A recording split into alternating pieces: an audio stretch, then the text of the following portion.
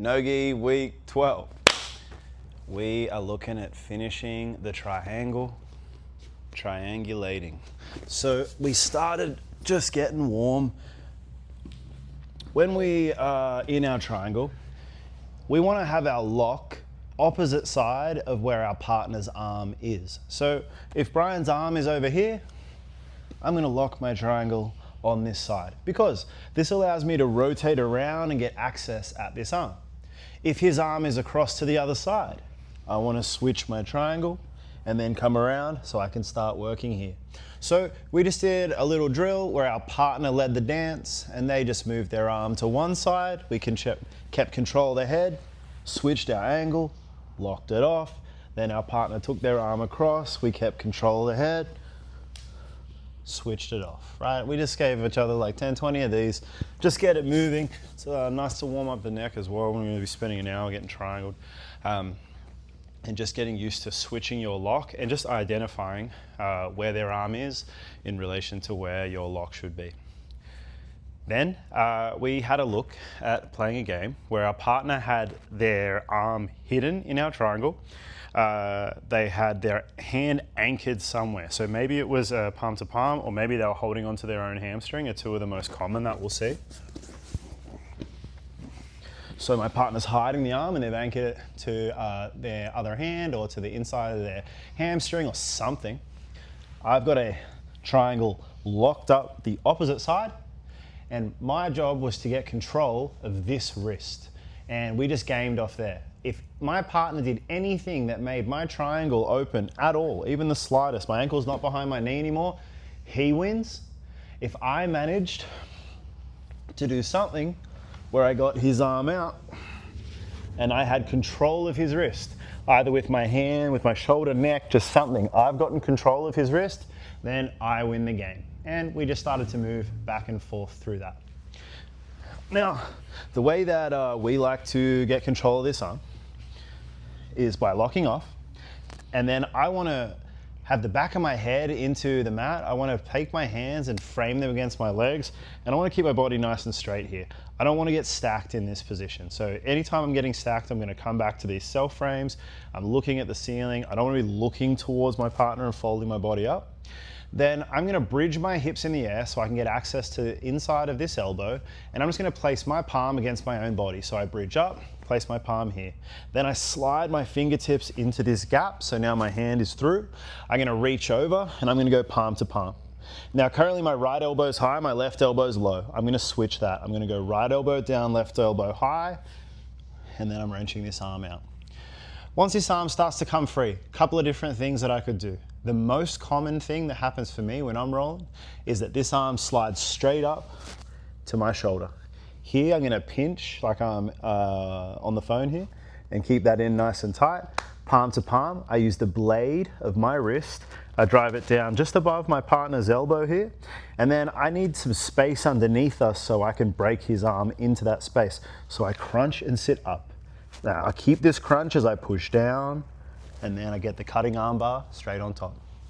Sometimes, as I scoop this arm, my partner's arm stays bent. This is less common, but it does happen. So when that happens here, I'm going to reach over, control the arm, and then I'm going to go Kimura grip. And then from here, I push his hand towards the back of his head.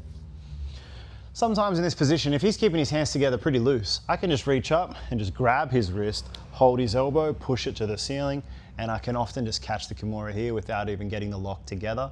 That's a good option. Now, the next game that we looked at was starting with our triangle on the other side. So now my partner's hand is across to this side of my body. And he's just going to start palm to palm with a forearm across my hips here, and I'm going to have my triangle locked up. Now, for this one, I can open my legs because I'm going to have to switch and move. I'm trying to delete this shoulder. So we can see we got the Progress logo. I should not be able to see that Progress logo because it's hidden by the inside of my thigh if I am to win this game. My partner, if they escape and their body is further down than the line of my knees, they win. Okay, so this is where we were playing from. They win if they escape the knee line. I win if I get into a triangle where that shoulder is deleted, and then we kept moving. The way that I like to do this, so we saw a lot of different options.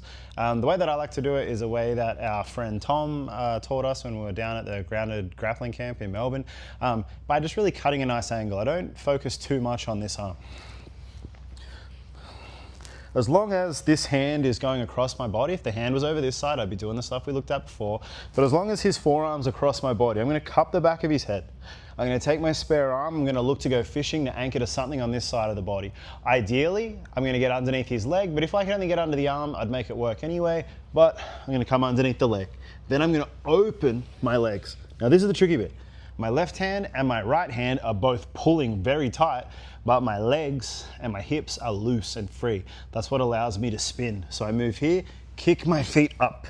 As I kick the feet high, this is what deletes the shoulder. Then I'm gonna bite down across the back of the neck, and I wanna keep both of my shins running at a T intersection with my partner's neck and spine. So I just tuck these toes underneath. So a mistake here is to lock and point the heels down south like this. I want to keep my heel running east to west here. And then I get a nice tight tap. So getting rid of the shoulder. That's why we think that game is important. Like, rather than saying, can you finish a triangle, it's just, can you go regular triangle and get your partner's shoulders covered for more than 3 seconds? Hold there. If you can, we know you can finish. Even if you're getting finishes on people and the shoulder is still in there, might work on some people, but especially people with skinnier necks, you're gonna have a hard time. The last thing that we had to look at is if you're getting stacked in your regular triangle, this is where we're gonna do the naughty by nature. So slide back this way a little bit. So I'm here, I'm like, working it, trying to hit this triangle. My partner starts bringing stuff towards me. They might be stacking me up. Another thing is, like, I might be down on points and this dude's just a dog, and I know that, like, it might be hard for me to finish him in the amount of time that I have left in my match, and it's a good idea to get the sweep and come up on top. Same as if I had a guy who was really strong, I'd rather get on top of him as quickly as I can and then start trying to get the finish. So I want to go over the knee that is opposite the lock of my triangle. So currently this knee here, this is the knee that I'm going to be coming up off to sweep and get on top. I don't want to roll over my lock. Usually I crunch over my feet and my knee and it opens my lock, whereas if I go over my knee, I'm able to maintain my lock throughout this whole movement. So I like to build a little momentum. This is like the hip hop hooray, oh, hey, and then we come up this way.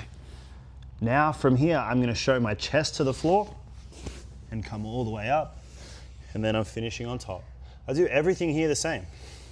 Hold the head, keep the knee posted. I usually bring my forehead down, just make things a little easier so that I can readjust and bite over that shoulder.